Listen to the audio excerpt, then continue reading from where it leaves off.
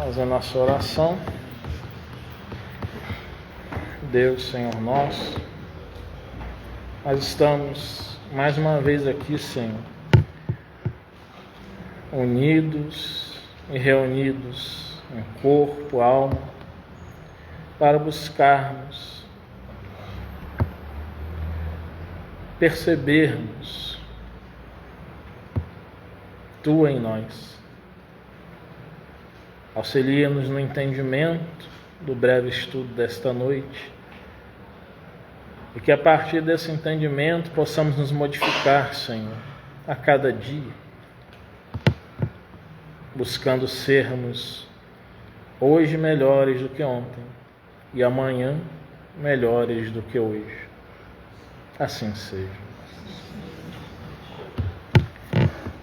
Hoje vamos à segunda parte do capítulo Crítica do livro As Dores da Alma, do Espírito Hamed, na psicografia do Francisco do Espírito Santo Neto. E ele diz o seguinte em trechos do primeiro, segundo e terceiro parágrafo. É comum encontrarmos alguém criticando o trabalho de outro sem tê-lo vivenciado pessoalmente, isto é, desaprovando o que nem sequer tentou fazer. Tudo isso faz parte da incoerência humana. As discordâncias são perfeitamente saudáveis e normais, desde que estejam fundamentadas em fatos concretos e não nos valores das suposições ou das projeções da consciência. Os verdadeiros realizadores deste mundo não têm tempo para censuras e condenações, pois estão sempre mais ocupados na concretização de suas tarefas. E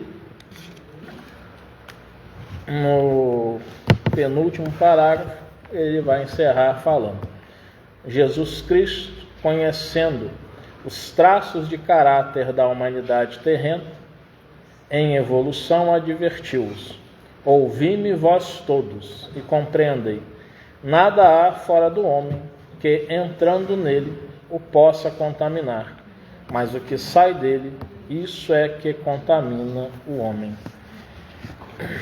Aqui, nessa segunda parte, crítica, que os dicionários, diz o Hamed, colocam como sendo um exame detalhado que visa salientar as qualidades, os defeitos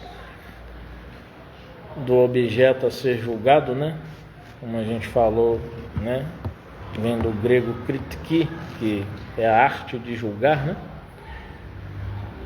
de bem analisar uma coisa. A questão maior, como a médica coloca, nós a maioria das vezes criticamos de forma a condenar, Nós não fazemos uma análise, por exemplo, de algo, de um fato, sem maiores exames, Muitas vezes nós ficamos apenas presos em nossas opiniões pessoais, Exemplo, hoje conversava com uma pessoa, também espírita, e muito radicalmente, diante de um termo que ela ouviu de uma outra pessoa, o termo kardecismo, também um termo kardecista, e falou assim: não, que tem é espiritismo, não tem kardecismo nem kardecista, e ponto final. Aí eu fiz duas observações para a pessoa depois, em particular, Falei: amigo, você é muito estudioso, conhecedor, agora, será que cabe ficar se desgastando por conta de termos, por conta de expressões? Se uma pessoa fala: eu sou espírita kardecista, eu sou espírita, ligado ao kardecismo, fica fácil de entender do que a pessoa está dizendo. Esses termos se popularizaram hoje. E dentro do movimento espírita, isso é parte do processo. Tem espíritas que dizem: né? Eu sou kardecista, para dizer que estão indo ao encontro das teorias que Allan Kardec colocou em suas obras. E aí ele falou assim, mas a doutrina é dos espíritos, Léo. E eu falei, sim, porém há argumentos. Você está num mundo de pensamento muito restrito, a sua opinião. Há pessoas que argumentam o seguinte, Allan Kardec, ele, num primeiro momento, ele não interfere na obra. Ele deixa por conta dos espíritos. Coloca algumas notas, faz a introdução. Até então o Livro dos Espíritos, editado, né, em 1857, lançado em 18 de abril de 1857, tinha só 501 perguntas. Em janeiro de 1860 ele faz a edição definitiva, que é a que conhecemos agora, com 1019 perguntas. Ele amplia a introdução, ele coloca uma conclusão ampliada, ele mexe em vários capítulos, ele coloca posicionamentos ali, reflexões dele. Isso também não estaria dentro do espiritismo, um pensamento kardecista, isto é, um pensamento de Allan Kardec, né? Então ele ficou muito aprisionado na opinião, sem se deter em maior exame. E o segundo ponto que eu falei, me colocando, falei assim, muitas vezes eu ouvia de pessoas falando assim, sou espírita kardecista, eu corrigia a pessoa, mas sem me dar conta de que aquela pessoa estava falando aquilo ou apontava para mim, você é espírita kardecista, você pode me auxiliar. Acho que é preciso ouvir a queixa da pessoa, que aquela pessoa está passando por alguma dor, seja material, social, moral, emocional, psicológica. Naquele momento não cabe ficar esclarecendo a pessoa sobre uma questão de palavras, né? Aí ele olhou para mim, esse ponto aí do acolhimento à dor, você está certíssimo. Então assim, muitas vezes a gente criticar uma fala de uma pessoa sem maior aprofundamento no que a pessoa está dizendo, sem maior aprofundamento no que aquilo quer significar, né? E depois coloquei para ele, né, tipo um checkmate, né, mas não estava em debate nenhum. Coloquei assim, olha, o Carlos Bernardo Loureiro, pesquisador que inclusive você também conheceu, você também admira, né? Você aprendeu muito e aprende com as obras dele. O primeiro livro que ele escreveu saiu pela Mansão do Caminho, né, do médium Divaldo Pereira Franco, e o título do livro é Elucidações Kardecistas. Até agora ninguém mudou o título do livro. Se dentro do próprio espiritismo tem essa expressão, o que você quer exigir, por exemplo, de um leigo que não a use?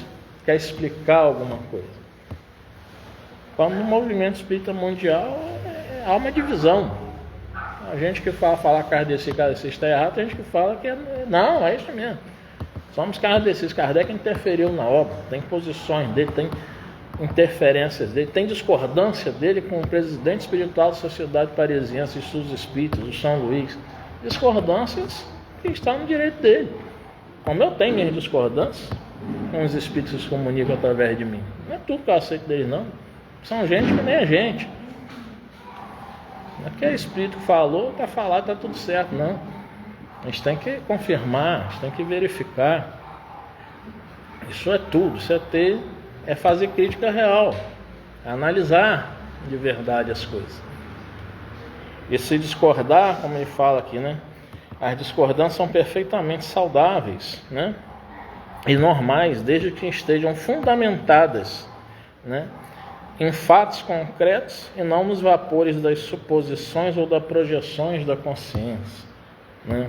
E aqui já entra uma questão, né, que a gente pode ampliar a reflexão né, sobre isso que o Hamed fala, né? Você pode discordar desde que a discordância esteja fundamentada em fatos concretos.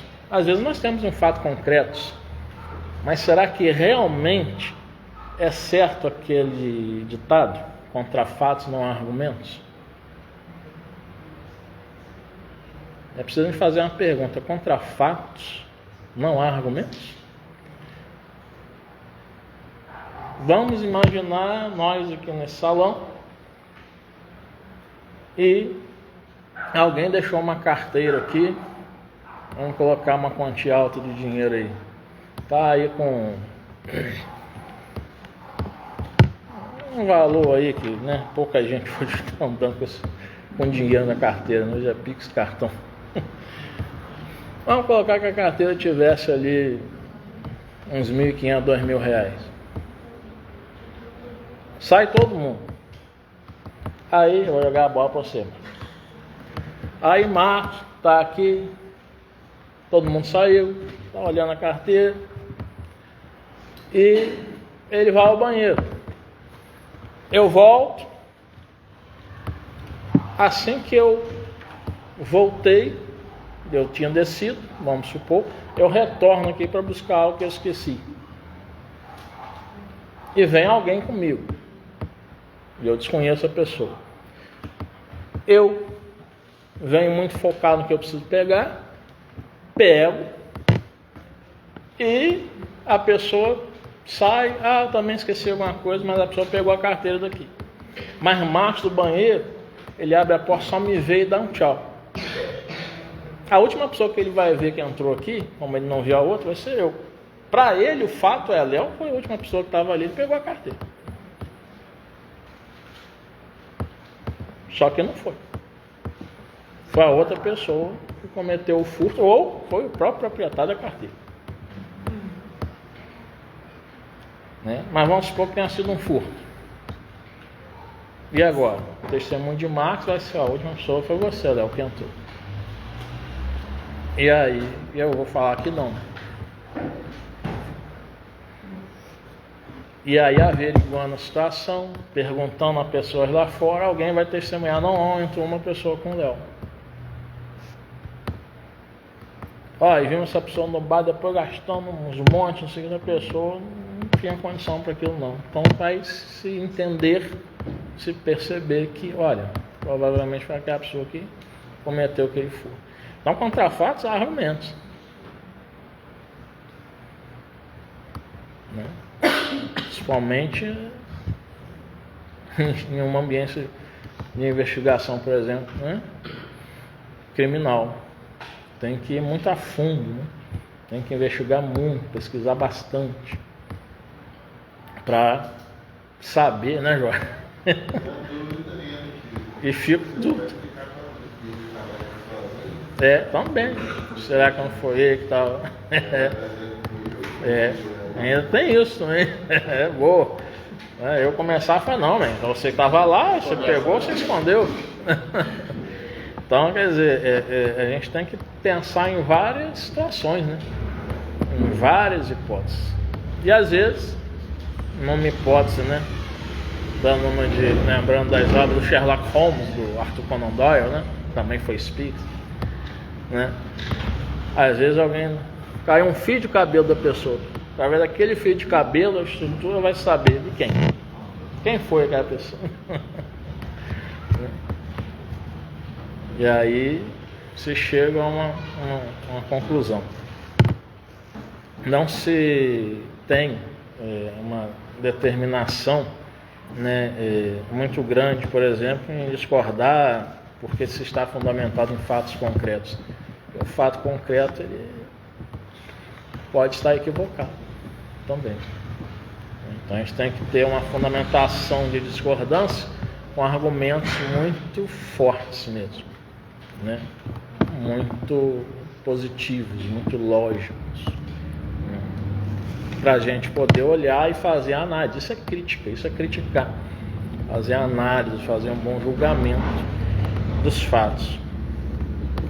E uma das coisas também que chama a atenção é quando ele fala que os verdadeiros realizadores deste mundo estão ocupados em concretizar ações boas, estão ocupados em trabalhos, ao invés de ficarem falando, ao invés de ficarem apenas criticando no sentido pejorativo a outros, no sentido de estarem somente tendo em vista a tarefa de não fazer, e sim de só apontar erros de outros, né? O homem e a mulher que faz algo, né, de bom pelo mundo, por si mesmo e para os outros, está ocupado em suas atividades, né? Não está olhando para o outro e fazendo somente a crítica, né? Quantas vezes, lá voltando ao passado, né, em 2020, surgiu a pandemia, fechou tudo, são de grupos espírita, igrejas fechadas e tal. Surgiram algumas vozes para criticar, mas tal caso assim, tal grupo é grande, tal grupo é pequeno, por que fechou, por que abriu? Cada um está fazendo o seu trabalho. Cabe a gente respeitar aquela direção, daquele agrupamento. Aquela direção está sabendo, está buscando, ao menos não está sabendo de uma maneira mais adequada, mas está buscando oferecer o melhor para o público que frequenta aquela instituição. Então a gente tem que estar muito antenado, muito ligado quanto a isso, né? Para que a gente não venha apontar para outros, porque é muito chato, né? Eu falo, às vezes, com algumas pessoas chegam a mim e colocam assim: porque na casa X se trabalha dessa forma. Mas a pessoa fala, às vezes, uma intenção de dizer que a gente deve trabalhar da forma X ou Y. Eu falo assim: olha, respeito de onde o senhor ou a senhora veio, que se trabalha lá assim. Agora não se esqueça de tentar conhecer um pouquinho do trabalho que a gente faz, das experiências que nós já passamos, de como nós estamos a gerir o Grupo Espírito Semeador da Paz, né? De falhas e erros que nós buscamos consertar, de acertos que nós continuamos a ter, para que possas realmente falar com fundamentação, para que se possa dizer sobre o nosso trabalho com base, e não apenas numa ideia vinda de quem em outra casa fazia assim. É a questão do respeitar o espaço do outro. Quem gosta, imagina eu chegando na casa de alguém e dizendo assim: mas na minha casa é assim. Na minha casa eu aprendi que quando você vai pôr a mesa, você deve colocar os talheres na ordem de dentro para fora, que é a ordem que você vai usar. Eu vou falar isso? Eu vou falar para a pessoa que não sabe, né, que eu comendo, eu sou ambidestro, mas que geralmente foi assim que eu aprendi com meu pai. Eu uso o garfo com a mão esquerda. Se a pessoa colocar na direita, eu vou reclamar. Eu discretamente eu vou comer com a esquerda. Eu vou falar com a pessoa que está errada a posição que ela colocou o garfo, que eu como com a esquerda. Ninguém é obrigado a saber que eu como com a esquerda. Né? Mas eu também como com a direita. Então eu também posso, né, fazer esse papel de comer com a mão direita, não usar o garfo na esquerda, em respeito à posição até que a pessoa colocou lá, né, o talher. Exemplos simples, né, que a gente vai estar buscando dar aqui para a gente refletir, né, às vezes em coisas pequenas que nós falamos e que podem muito afetar quem está escutando, né? O analista Jacques Lacan já dizia uma frase muito famosa que vive nas redes sociais, né? Você pode saber até o que você disse, mas jamais você saberá o que o outro escutou. O que isso quer dizer? A gente sabe que disso, nós sabemos a nossa intenção, mas nós nunca vamos saber se a interpretação da outra pessoa foi justamente no fulcro, no centro do nosso pensamento, se alcançou o que nós intentávamos dizer. E na maioria das vezes não, porque cada pessoa olha com seus valores, com seu modo de pensar, como vê a vida. Então tudo, hoje eu falava com um paciente isso, que ele é cristão católico, muito ferrenho, e ele falava assim: doutor, eu não gosto de uma coisa na análise, na clínica psicanalítica, eu não gosto dessa relatividade de tudo. Eu não gosto dessa relatividade de tudo. Aí eu falei assim: mas você vive um mundo absoluto? Fiz uma pergunta. E ele colocou: não. Se você não vive um mundo absoluto, como você pode querer ter respostas absolutas? Tudo nesse mundo é relativo mesmo. Não há verdades absolutas aqui. No mundo material, o que é verdade absoluta só dentro das ciências duras, chamadas duras, né? Que antigamente se falava. Só mesmo 2 mais 2 igual a 4. Mas nem a matemática é tão dura assim.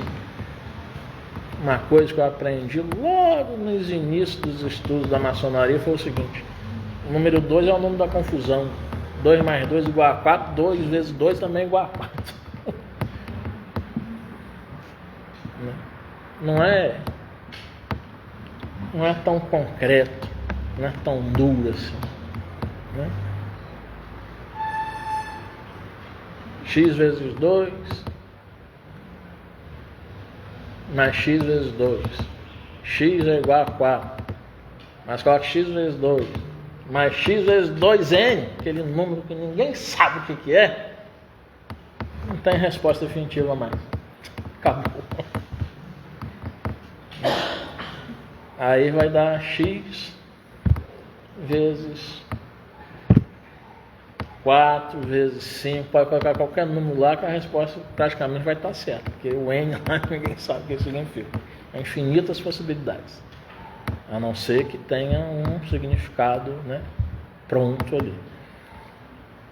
Então nós não temos nada absoluto vivendo no mundo material. Não, tudo é relativo mesmo. Eu estou aqui olhando agora para vocês, vocês estão olhando para mim. Isso é o quê? Nesse momento, eu estou vivendo uma faceta do meu ego. Vocês estão vendo uma faceta do ego de vocês. Mas se eu olho para lá, já mudou. Minha sensação, minha percepção é outra. Se eu olho para cá, já mudou. Estou vendo desde ali, ó, pensando, criticando, julgando. Mas mudou, né? Se eu olho para cá, muda completamente. Não há nada absoluto. Tudo é relativo mesmo. Uma coisa é absoluta, e essa coisa que é absoluta, ela muitas vezes não é palpável. Na maioria das vezes ela pode ser palpável ao se ver, que é o bem que nós fazemos aos outros. Por que é absoluto? Porque o bem que nós fazemos aos outros está dentro da lei de Deus, que faz parte das leis de solidariedade, de cooperação, de fraternidade, de estarmos auxiliando uns aos outros. Só que nós não conseguimos perceber na outra pessoa a quem nós fizemos o bem, o que ela sente. O que ela sentiu ou o que ela sente até hoje desse bem realizado a ela. Quantos pacientes que eu já tive e que 10 anos depois, quando me encontram pela rua, ou mandam, de repente, sem a gente esperar, uma mensagem: muito obrigado, você me ajudou muito. Olha o sentimento de gratidão que ficou, que a gente nem estava esperando. Quantas vezes uma pessoa vem aqui com uma dor terrível, seja de cabeça ou em outra parte do corpo, recebe um passe magnético e, olha, aquele passe me deixou sem dor, nunca mais eu tive, e a pessoa está grata ali, né, o resto da vida. A pessoa vem, né, vai ali ao médico, aí está com um problema e receita um medicamento, pronto, deixou a pessoa bem. E a pessoa diz: ó, fui lá, um trabalho, né, voluntário do médico, atender, e receitou um medicamento, fiquei bem, não tive mais aquele problema.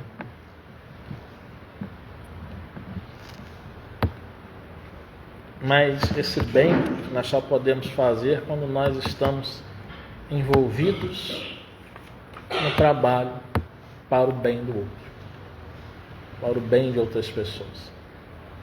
Sem isso, nada resolve.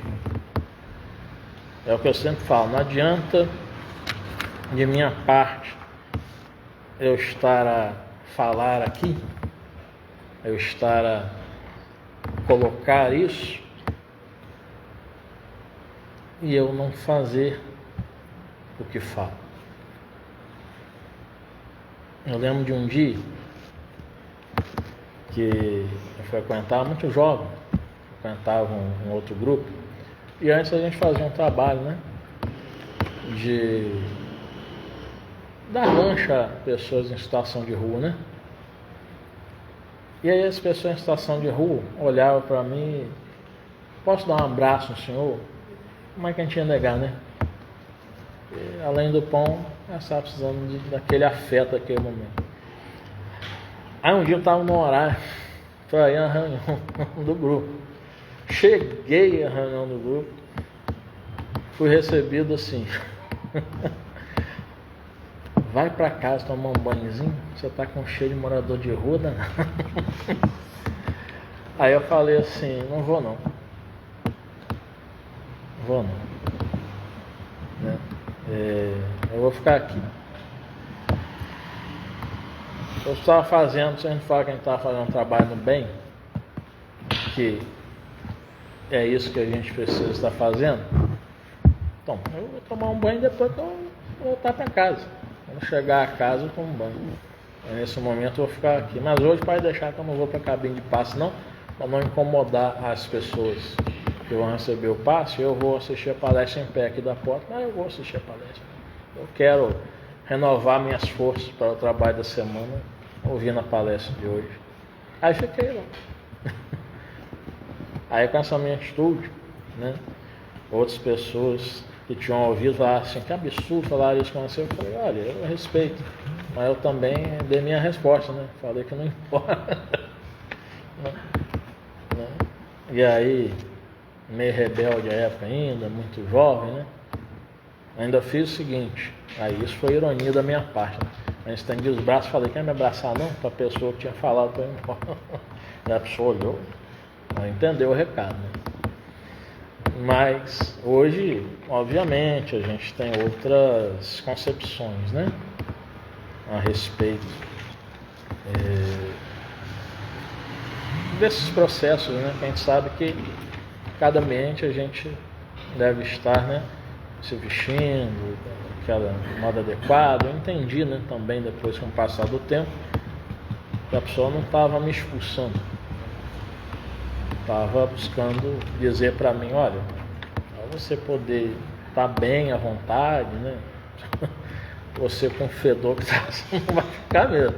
Ninguém vai ficar perto de você. Então eu entendi, né? Talvez hoje eu nem fosse direto para o grupo, né? Fosse para casa, chegasse atrasado, né? De banho tomado. São situações que a gente vai lembrando, e estou falando isso para ver como que a gente tem esse processo dialético, né? De ir refletindo, de ir modificando os olhares e as escutas, né? Na época eu escutei daquela forma, só está me recriminando. Hoje eu já escutei diferente. Olha, a pessoa pode ter dito que, né, só para você ficar mais à vontade naquele ambiente. São coisas diversas, são pensamentos e percepções diferenciadas. E é nesse processo que a gente vive, né? Nesse processo dialético, né? Essa dialética reflexiva, onde a gente, né, a Bia sempre fala, onde a gente vai estar, né, fazendo todo esse processo de pensar e repensar. O que eu penso hoje, o que eu olho hoje, o que eu tenho de opiniões hoje, amanhã podem não ser mais as mesmas. O que eu tenho de certezas hoje, amanhã podem virar dúvidas. Eu gosto muito da frase do Francis Bacon quando fala assim: o homem que começa com certezas terminará com dúvidas. O homem que começa com dúvidas terminará com certezas. Por que ele falou isso, né? Porque é a partir da dúvida que os filósofos, os cientistas mais diversos, através das perguntas e respostas, começam a surgir. É através das respostas que mais reflexões vêm e mais perguntas são realizadas. E a gente vai só isso aí, vai só se aprofundando, né? Nós estamos num momento, numa humanidade que a gente busca muito, como se fosse uma rede social, respostas imediatas e prontas para os problemas que temos. Mas será que nós estamos esquecidos de fazer perguntas? Perguntas de nós para nós mesmos? Se eu critico algo e alguém, por que aquilo que eu estou criticando em alguém me incomoda? Se eu condeno algum fato que alguma pessoa fez, realizou, por que aquilo me incomoda? Por que me incomoda se não afeta, por exemplo, diretamente a minha vida? Por que eu não posso deixar outras pessoas viverem a vida delas quando eu vivo a minha? Lembrando novamente o analista Lacan, quando ele fala, né? De perto ninguém é normal. Nós queremos achar o que é normal. Nós queremos achar o fundo, né, de toda a sociedade para ela bem funcionar. Queremos achar uma normalidade, né? E isso é também uma doença, porque nós somos, cada um de nós aqui, somos seres humanos diferentes uns dos outros, e diferenças não são defeitos, são só diferenças.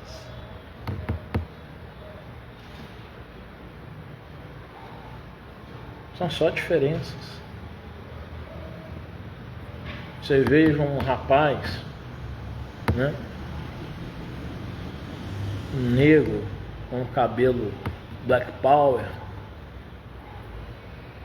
por que eu tenho que ficar escandalizado? Se é apenas um modo de viver e o modo que ele gosta de manter o seu cabelo.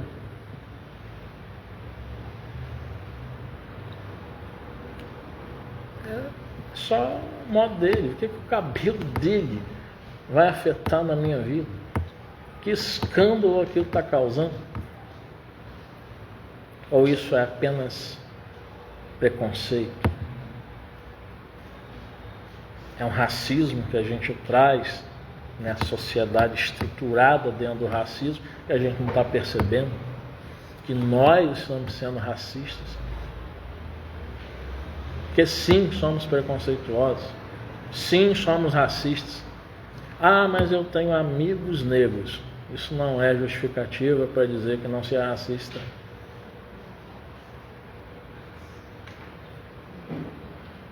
Porque o racismo está em olhar, de repente, uma pessoa branca subindo na escada, uma pessoa negra subindo. E, como são pessoas mais estranhas, de repente, que a gente não tem muito contato, e a gente desconfiar, né, principalmente no estereótipo de como a pessoa estiver vestida, que aquela pessoa não é gente boa. É estrutural na nossa sociedade. Um dia entrei num Uber e um amigo, né, negro foi entrar. Eu estava com a minha esposa, nós sentamos no banco de trás. Quando ele foi sentar no banco da frente, o Uber falou assim: oh, vai para o banco de trás. Aí eu falei assim: eu posso ir para o banco da frente? Pele menos retinta, né? Cabelo liso. Ele não reclamou. Aí eu falei: não, eu vou atrás com o meu amigo. Ele: não, o senhor pode ficar na frente. Não, se o meu amigo puder vir na frente, eu volto lá para trás, num bom espaço. Mas se ele não puder estar aqui na frente, meu amigo, eu vou lá para trás com ele também. Não vou ficar aqui na frente. Aí, no caminho, né, o Bia deve se lembrar disso, eu fui bem franco com o motorista, que eu sou antirracista, e militei. O senhor só não permitiu que ele fosse na frente porque ele é negro. E porque ele está com os cordões, que ele é candomblecista, ele está com os cordões do candomblé. Com as contas, né, que ele chama. Aí ele ficou sem graça. Em outro momento, estava dentro de um supermercado. Esse mesmo amigo meu negro perguntou a uma funcionária negra, um tererê no cabelo. Ela respondeu mal a ele. Eu só bati o nome dele: deixa eu falar. Fui lá, perguntei a ela. Ela me deu a informação gentilmente. Ele não deu a informação a ele, mal deu atenção a ele. Eu tive que militar de novo. É cansativo. Lutar contra o racismo é cansativo. Por quê, minha jovem, você não respondeu ao meu amigo ali? E me respondeu. Eu tenho a pele menos retinta, cabelos lisos, pareço mais um indígena. Agora, ele é da mesma cor de pele sua, e no Brasil isso não interessa. Não deveria interessar. E ela ficou sem graça, falou assim: não, chama ele que eu vou dar a informação. Não, agora não precisa mais não. Só gostaria que você entendesse que fazer o que você fez é querer se embranquecer socialmente. Só que você pode encontrar pessoas como nós, que nós não somos racistas, somos antirracistas. Lutamos, inclusive, contra nós mesmos, Eu estou falando aqui, mas existe ainda, né, pela sociedade estruturada no racismo, existe isso em mim. Então, a gente se coloca, né, nessa luta, né? Realmente é muito dificultosa. Então a gente tem que olhar para o outro e buscar olhar o ser humano, né? E não a cor da pele, o jeito de falar, né? As pontas ou as vias que estão no pescoço, de maneira alguma. É importante a gente falar isso aqui, porque isso faz parte da crítica, é como Jesus colocou, né? Está no Evangelho segundo Mateus, capítulo 7, versículos 14 e 15. Ouvi-me, vós todos, e compreendeis. Nada há fora do homem que, entrando nele, o possa contaminar, mas o que sai dele, isso é que contamina o homem, né? O falar preconceituosamente, né? Seja contra uma pessoa negra, seja contra uma pessoa homoafetiva, seja contra, né, o modo de se vestir, de se colocar de uma pessoa, né? Claro, tudo precisa de equilíbrio, de bom senso, óbvio, mas às vezes a gente se escandaliza com coisas como um cabelo black power, como uma mulher, né, por exemplo, cortado seu cabelo bem curtinho, e aí já vem aquelas falas, né? Pode ver que a fala bem preconceituosa, pode ver que é sapatão. E às vezes a mulher só gosta do cabelo curto, né? É um direito dela ter esse penteado, nada mais. Né? Nada mais. E aí a gente vai ver que o que contamina é o que a gente coloca para fora, né? Não é o que está de fora que vem para dentro. É como a gente olha, como a gente exterioriza o nosso olhar. A gente não precisa falar nada. Às vezes, como a gente olha, já diz muita coisa. Não precisa falar. Como a gente se comporta, já diz muita coisa. Não precisa falar nada. Né? Então, que nós possamos refletir bem sobre isso. Vamos encerrar, fazer nossa oração. Deus, Senhor nosso, estamos agradecidos por mais este momento de reflexões, onde nós devemos, Senhor, buscarmos pensar sobre o que é que foi dito,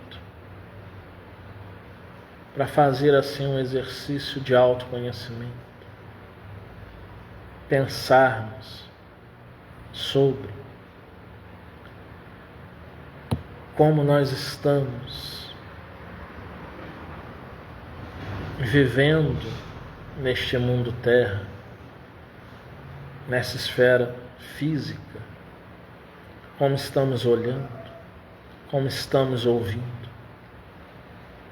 como estamos pensando, como estamos caminhando, como estamos trabalhando. Ó Deus, força mantenedora do universo, que possamos ter na ocupação, no bem,